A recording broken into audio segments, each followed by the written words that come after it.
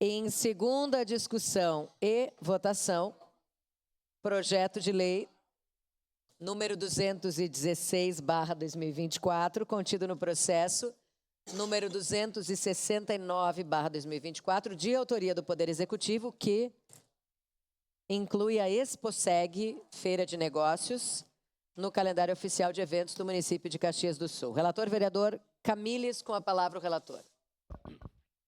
Senhora presidente, peço dispensa por ter sido lido na sessão anterior. Muito obrigado.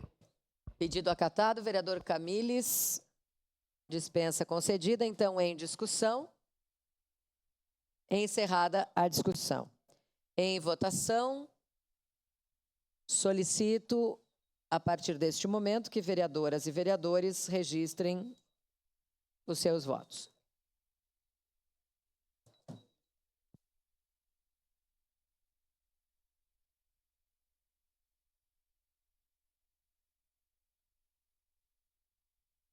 Voto sim, senhor presidente.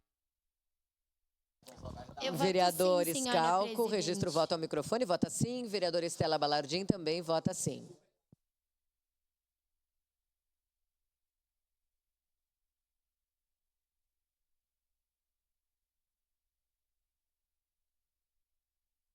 Vereador Sandro Fantinel, vereador Wagner Petrini, como voto votam? sim, senhora presidente.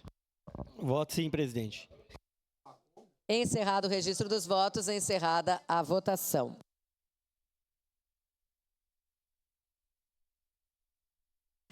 Projeto de lei número 216/2024 foi aprovado por unanimidade das vereadoras e vereadores, com ausência do vereador Bortola, em representação, vereador Rafael Bueno.